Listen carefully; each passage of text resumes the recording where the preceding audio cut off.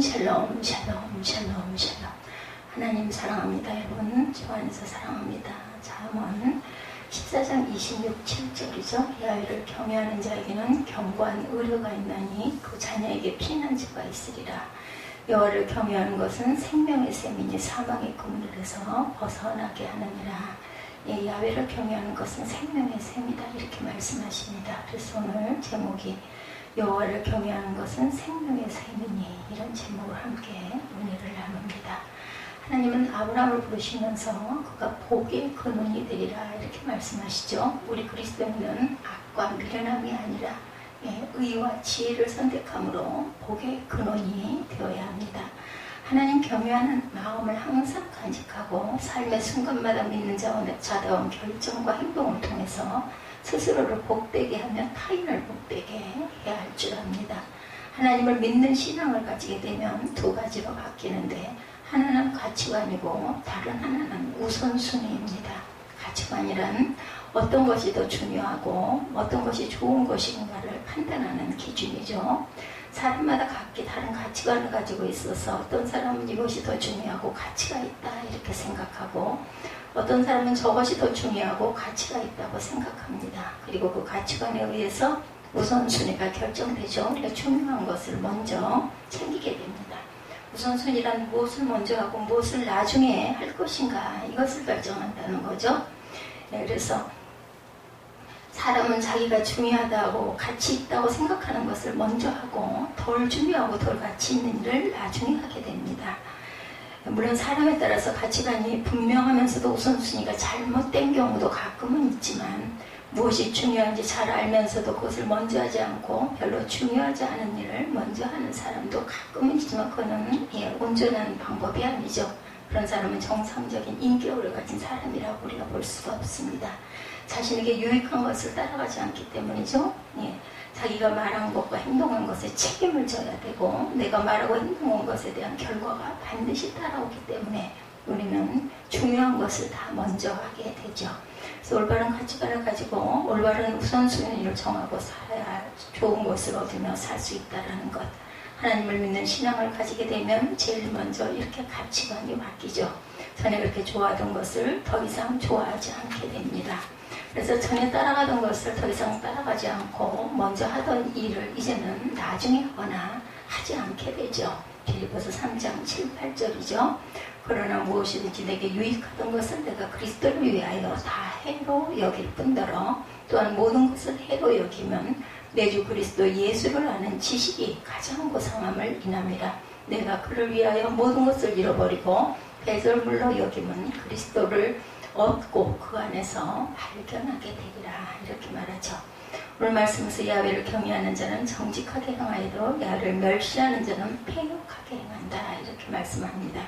하나님을 경외하는 사람은 정직하게 행동하고 하나님을 경외하지 않는 사람은 악한 행동을 한다, 패역하다라고 말하죠. 하나님께 대해서 어떤 태도로 가졌느냐에 따라서 행동이 달라진다라는 것입니다. 사람이 보기에 잘났든 못났든 의로워 보인다든지 악해 보인다든지 하나님을 경외하는 사람, 즉 하나님과의 바른 관계를 가진 사람이 정직한 사람이고 하나님을 멸시하는 사람, 하나님과의 관계가 올바르지 않은 사람은 패역한 사람이다 라는 뜻입니다. 우리는 하나님을 사랑하고 좋아하고 존경하지만 동시에 두려워하는 마음도 있어요. 그죠? 그래서 더욱더 섬기고 따르기도 합니다. 하나님을 경외하는 신앙이란 과연 어떤 것인가? 첫째, 언제나 하나님을 의식하는 신앙이죠. 하나님께서 항상 나의 모든 것을 보고 계시고 나의 모든 것을 알고 계신다는 것을 의식하는 신앙입니다. 그래서 무엇을 하든지 항상 하나님의 눈길을 의식하면서 삽니다. 시편 139편 1절부터 보면 야훼여 주께서 나를 감찰하시고 하셨나이다. 주께서 나의 앉고 일어섬을 하시며 멀리서도 나의 생각을 통촉하시오며 나의 길과 눕는 것을 감찰하시며 나의 모든 행위를 익히 아시오니 야훼여 내 혀의 말을 알지 못하시는 것이 하나도 없으시니이다. 내가 주의 신을 떠나 어디로 가며 주의 앞에서 어디로 피하리이까. 내가 하늘에 올라갈지라도 거기 계시며 음부에 내려갈지라도 내 자리를 펼치실 것이다. 전에는 그렇게 중요하게 여기던 것을 별로 중요하지 않게 된다라는 거죠. 그래서 우리는 항상 운비에 내려갈지라도 정말 이 자리를 펼지라도 거기 계시는 하나님, 이렇게 하나님을 의식하며 사는 사람은 언제나 두렵고 떨리는 마음으로 하나님을 섬깁니다. 하나님이 보시기에 올바른 삶을 살기를 힘쓰지요. 온전치는 못하다 할지라도 최선을 다해서 하나님의 길로 가려고 노력하고 애를 씁니다. 시편 19편 14절에 나의 반석이시여 나의 구속자이신 야훼여 내 입의 말과 마음의 묵상이 주의 앞에 연락되기를 원하나이다. 이런 자세로 사는 것이 하나님을 경외하는 믿음이다. 둘째, 언제 하나님만 의지하는 신앙, 언제나 하나님만 의지하는 신앙. 사람을 의지하거나 세상을 의지하지 않고 전능하신 하나님, 나를 사랑하신 하나님만 의지하는 신앙입니다. 어렵고 힘든 일이 생길 때 제일 먼저 누구를 생각하는가, 제일 먼저 누구에게 전화를 걸고 누구를 먼저 찾아가는가, 우선순위죠. 하나님이 자녀라면 하나님을 먼저 생각하고 하나님을 먼저 찾는 것이 맞습니다. 사람보다 세상보다 하나님을 의지하는 믿음이 되어야 한다는 거죠. 시편 91편 1절부터 보면 지존자의 은밀한 곳에 거하는 자는 전능하신 자의 그늘 아래 거하리로다. 내가 야훼를 가리켜 말하기를 저는 나의 피난처여 나의 요새여 나의 의뢰하는 하나님이라 하리니 이는 저가 너를 새 사냥꾼의 올무에서와 극한 연병에서 건지실 것이미로다. 저가 너를 그 깃으로 덮으시니 내가 그 날개 아래 피하리로다. 내가 하나님께 피할 때 하나님이 나를 보호해 주신다는 거죠. 왜 하나님만 의지해야 할까? 사람은 의지할 존재가 못되기 때문입니다. 시편 62편 3절에 넘어지는 담과 흔들리는 울타리 같은 사람이라는 표현이 있어요. 시편 146편 3절에 방백들을 의지하지 말며 도울 힘이 없는 인생도 의지하지 말지니 그 호흡이 끊어지면 흙으로 돌아가서 당일에 그 도모가 소멸하리로다. 그래서 믿고 의지했다라니까 그는 실망을 하게 된다는 거죠. 그래서 넘어지는 담과 흔들리는 울타리 같은 사람, 그리고 또한 방백을 의지하지 말며 도울 힘이 없는 인생도 의지하지 말아야 되겠다. 그래서 하나님은 우리가 하나님을 의지하게 하도록 항상 복을 주시죠. 의지하기만 하면 또한 복을 주십니다. 시편 146편 5절에 보면 야곱의 하나님으로 자기 도움을 삼으며 야훼 자기 하나님에게 그 소망을 두는 자는 복이 있다, 이렇게 말씀하세요. 방백들을 의지하지 말며 도울 힘이 없는 인생도 의지하지 말지니 그 호흡이 끊어지면 흙으로 돌아가서 당일에 그 도모가 소멸하리로다. 야곱의 하나님으로 자기 도움을 삼으며 야훼 자기 하나님에게 그 소망을 두는 자는 복이 있도다. 시편 2편이죠. 12절에 야훼를 의지하는 자는 다 복이 있도다. 어떤 경우에도 어떤 일이 있어도 사람이나 세상을 의지하지 말고 하나님을 의지하라고 거듭 말씀합니다. 셋째, 언제나 하나님께 영광 돌리기를 힘쓰는 신앙이죠. 항상 사람을 의지하지 않고 하나님만을 의지하고 경외하는 신앙. 삶의 모든 목적이 하나님의 영광입니다. 하나님께서 우리를 부르신 목적이 하나님께 영광을 돌리게 하시려는 것이 이 때문이라는 거죠. 이사야 43장 7절 물은 내 이름으로 일컫는 자고 내가 내 영광을 위하여 창조한 자를 오게 하라. 그들을 내가 지었고 만들었느니라. 이 백성은 내가 나를 위하여 지었나니 나의 찬송을 부르게 하려 함이라. 아멘. 고린도전서 10장 31절에도 그런즉 너희가 먹든지 마시든지 무엇을 하든지 다 하나님의 영광을 위하여 하라. 하나님께서는 어떤 사람에게 복과 은혜를 풍성히 부어주신다는 거죠. 이런 사람들에게. 그래야 하나님의 영광을 나타낼 수 있기 때문이다. 그런 사람은 하나님께서 복과 은혜를 주시는 대로 자신을 위해 쓰지 않고 하나님의 영광을 위해 쓸 것을 아시기 때문이다. 나의 영광과 나의 유익을 위해 사는 것이 아니라 하나님의 영광과 하나님의 유익을 위해 사는 사람이 하나님을 경외하는 사람입니다. 넷째, 언제나 하나님께 순종하는 신앙. 하나님을 두려워하기 때문에 하나님의 말씀에 순종하고 하나님을 존경하기에 그 뜻에 순종하는 사람. 하나님 뜻이 가장 옳고 선하다는 것을 믿고 인정하기 때문에 기꺼이 순종하는 거죠. 빌립보서 2장 13절에 너희 안에서 행하시는 이는 하나님이시니 자기의 기쁘신 뜻을 위하여 너희로 소원을 두고 행하게 하신다. 하나님께서 내 안에 거룩하고 선한 소원을 주실 때 기꺼이 그 뜻에 순종하는 것이 참된 신앙입니다. 한마디로 하나님을 위해 사는 신앙이 하나님을 경외하는 신앙이죠. 자신의 유익을 위하지 않고 하나님의 유익을 위해서 사는 신앙, 이런 신앙을 가진 사람을 하나님은 정직한 사람이고 하나님을 경외하는 사람이라고 인정하십니다. 패역한 사람은 이와는 반대로 사는 사람이겠죠. 하나님을 두려워하지도 않고 하나님을 의식하지도 않고 또한 하나님을 의지하지도 않고 오직 자신만을 위해서 사는 사람, 하나님을 사랑한다면, 하나님을 믿는다면 두렵고 떨리는 마음으로 하나님의 말씀과 하나님의 뜻에 전적으로 순종하는 사람이야 하죠. 내 뜻과 소원을 하나님의 뜻보다 앞세우지 말고 내 소원과 의지를 하나님의 뜻이라고 착각하거나 고집하지도 말아야 합니다. 하나님의 뜻을 분별하고 그 뜻에 겸손히 순종하는 것이 하나님을 경외하는 신앙이다. 오늘 말씀에 하나님을 경외하는 사람이 받는 복을 4가지로 말씀하셨어요. 첫째, 야훼를 경외하는 자에게 하나님은 경관, 의뢰, 즉 피난처가 되어주신다. 하나님을 경외하는 자에게 피난처가 되어주시는 하나님. 26절이죠. 야훼를 경외하는 자에게는 경관, 의뢰가 있나니 말씀합니다. 하나님을 두렵고 떨림으로 섬기는 자는 어려움과 고난이 올 때 하나님께 피합니다. 그리고 하나님께서 반드시 지켜주시죠. 시편 18편 2절입니다. 야훼는 나의 반석이시오 나의 요새시오 나를 건지시는 자시오 나의 하나님이시로다. 나의 피할 바위시오 나의 방패시오 나의 구원의 뿌리시오 나의 산성이시로다. 하나님을 경외한다는 것은 하나님을 의지하고 하나님께 피한다라는 거죠. 그리고 우리가 하나님께 피하면 아무도 넘어뜨릴 수가 없습니다. 하나님이 우리의 구원의 산성이시고 피할 바위가 되어주시기 때문이다. 그러므로 나를 넘어뜨리려면 하나님을 넘어뜨려야 돼요. 그죠? 그것은 불가능한 일입니다. 둘째, 야훼를 경외하는 자는 후손에게 또한 복을 주신다 그러죠. 26절에 보면 그 자녀들에게 피난처가 있으리라 말씀합니다. 하나님을 경외하고 하나님께 피하는 믿음으로 살면 나 자신뿐만 아니라 우리의 자녀에게도 하나님께서 피난처가 되어주신다.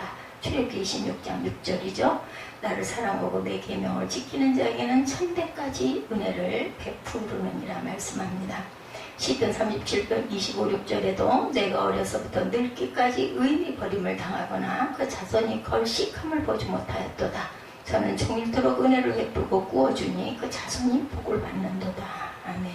시편 112편 1, 2절에 할렐루야 야훼를 경외하며 그 계명을 크게 즐거워하는 자는 복이 있도다. 그 후손이 땅에서 강성하며 정직한 자의 후대가 복이 있으리로다.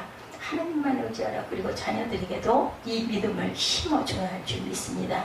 셋째, 야훼를 경외하는 자에게 하나님의 은혜가 생명의 샘물처럼 계속 주어집니다. 27절이죠. 야훼를 경외하는 자는 생명의 샘이라. 하나님을 두렵고 떨림으로 섬기면 어떤 경우라도 그 생명이 살게 해주시고 풍성한 복과 은혜를 주신다라는 뜻이죠. 땅에서 솟아나는 샘물처럼 하나님의 은혜와 복이 끊이지 않는다라는 것입니다. 시편 84편 5절에 주께 힘을 얻고 그 마음에 시온의 대로가 있는 자는 복이 있나이다. 저희는 눈물 골짜기로 통과할 때 그곳으로 많은 샘의 곳이 되게 하며 이른비도 은택을 입히나이다 말씀하죠. 사사기 15장에 삼손이 블레셋 족속과 싸워 이기는 위해 너무 힘들고 지쳤는데 말씀 물이 없어서 고통스러워할 때 하나님께 기도했더니 마른 땅에서 샘물을 주시죠. 사사기 15장 18절에 보면 삼손이 심히 목마름으로 야훼께 부르짖어 가로되 주께서 종의 손으로 이 큰 구원을 베푸셨사오나 내가 이제 목말라 주고 할례받지 못한 자의 손에 빠지겠나이다. 이렇게 기도해요. 19절에 하나님이 레이의 오분폭한 것을 터치하시니 물이 거기서 솟아나오는지라 삼손이 그것을 마시고 정신이 회복되어 솟아나니 그러므로 그 샘 이름을 엔하꼬레라. 이 샘이 레이에 오늘까지 있더라. 이렇게 증거합니다. 하나님을 경외하는 사람, 두렵고 떨리는 마음으로 섬기는 사람, 하나님의 영광을 위해 사는 사람은 하나님께서 반드시 그 기도를 들어주십니다. 그리고 마른 땅에서 샘물이 솟아나게 해주셔서 언제든지 먹고 마시고 소생하게 해주시죠. 넷째, 야훼를 경외하는 자는 사망의 그물에서 벗어나게 하십니다. 27절이죠. 사망의 그물에서 벗어나게 하느니라. 사망의 그물이란 나를 얼거매서 꼼짝달싹 못하게 하고 결국은 죽게 만드는 문제를 말하죠. 하나님을 두렵고 떨림으로 섬기고 그 뜻대로 살기를 힘쓰면 어떤 사탄의 공격이나 환난이 와도 건져주시죠. 꼼짝할 수 없는 진퇴양난 4년 초과의 상황에도 빠져나올 수 있게 해주신다. 하나님을 의지하면 지혜와 능력을 받아 사탄의 공격과 죄의 유혹을 이길 수가 있습니다. 시편 124편 7절에 우리 혼이 새가 사냥꾼의 올무에서 벗어난 같이 되었나니 올무가 끊어짐으로 우리가 벗어났도다. 우리 찬양 많이 하죠. 오 우리 영혼이 벗어났도다.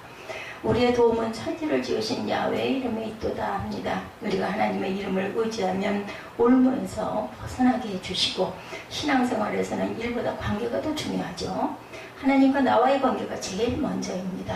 아무리 일을 많이 하고 일을 잘해도 하나님과 나와의 개인적인 관계가 열려있지 않고 분명하지 않으면 하나님이 기뻐하시지 않죠. 예수께서 많은 사람을 고치시다가 중단하시고 기도하러 산으로 올라가셨듯이 하나님과의 관계를 위해 일을 중단할 수 있어야 합니다. 일 때문에 하나님과의 관계를 소홀히 하지 말고 일 때문에 기도를 중단해서는 안 됩니다. 예수님께서 이렇게 실천하시고 사시다가 돌아가셨고 늘 기도하셨죠. 오히려 더 기도에 힘쓰라 말씀합니다. 그러면 일하는데 지혜가 솟아나고 힘이 솟아나고 더 효과적으로 일을 할 수 있게 되죠. 쉬면서 기도하러 올라갔을 때, 또한 신앙생활에서는 일보다 사람이 더 중요하다. 교회에서 일은 일 자체가 목적이 아니라 사람이 목적이어야 합니다. 나라는 존재가 그 일을 통해서 하나님의 사람이 되어가고 있으니 믿음이 성장하는 것이 바로 어때요? 목적이에요. 우리가 점점 믿음의 사람으로 성장해 가는 것이 목적이다. 또 그 일을 통해서 다른 사람들을 하나님의 사람으로 세워주고 그 사람의 믿음이 깊어지고 성장하도록 하는 것이 목적이 되어야 합니다. 일의 성취를 위해 다른 사람에게 아픔과 상처를 주고 믿음의 손해가 가게 했다면 그것은 실패하죠. 이 일이 조금 늦더라도, 일이 원하는 대로 잘 안 되더라도 다른 사람들을 영적으로 정신적으로 배려해 줄 줄 알아야 되겠다. 하나님과의 관계가 올바르게 유지되고 영적으로 건강한 사람은 자연히 다른 사람을 배려할 줄 압니다. 하나님의 마음이 사람을 사랑하는 것이기 때문이죠. 하나님을 사랑하는 사람은 다른 사람들도 진정으로 사랑하기 때문입니다. 마태복음 22장 37절에 마음을 다해 하나님을 사랑하고 내 이웃을 내 몸과 같이 사랑해라 말씀합니다. 먼저는 하나님을 사랑해야 이웃도 사랑할 수 있다는 거죠. 빌립보서 2장 13절에 너희 안에서 행하시는 이는 하나님이시니 자기의 기쁘신 뜻을 위하여 너희로 소원을 두고 행하게 하시나니 모든 일을 원망과 시비가 없이 하라. 우리 안에 행하시는 하나님의 뜻은 모든 일을 원망과 시비가 없이 하는 것입니다. 또한 하나님과의 관계가 건강하지 못한 상태에서 생각하고 결정하는 것은 하나님의 뜻과 멀거나 상관이 없을 가능성이 많아요. 기도 생활이 충분하지 못하고 말씀을 가까이지 않고 성령 충만하지 못할 때 떠오르는 생각이나 방법들은 하나님이 주시는 지혜가 아니라 하나님이 기뻐하시는 방법이 아닐 가능성이 많다. 그러므로 중요한 결정을 내려야 할 때일수록 나의 영적 건강 상태를 점검해 봐야 한다. 잠시 결정을 미뤄놓고 기도 생활을 점검해보고 내 안에 하나님의 말씀이 풍성한지 점검해야 합니다. 그리고 내 영적 건강을 회복한 다음에 기도의 능력과 기도 생활을 회복한 다음에 말씀의 은혜를 회복한 다음에 그래서 성령 충만을 회복한 다음에 하나님의 뜻과 지혜와 방법을 구해야 되겠다. 그렇지 않으면 옳다고 생각해서 내린 결정인데 큰 실패를 가져올 수 있다는 것 잊지 않는 저와 여러분들이 되시기를 주님의 이름으로 축복합니다. 오늘 잠언 말씀 14장 26, 7절 야훼를 경외하는 것은 생명의 셈이다. 이런 말씀을 가지고 함께 은혜를 나눴어요. 야훼를 경외하는 자에게는 경고하는 의뢰가 있나니 자녀에게 피난처가 있으리라. 야훼를 경외하는 것은 생명의 셈이니 사망의 그물에서 벗어나게 하느니라. 오늘 이 귀한 말씀 잠언 14장 말씀을 통해서 오늘도 승리하시고 아주 더위가 기승을 부리고 있죠. 더위 가운데서 강건하여지기를 주님의 이름으로 축복합니다.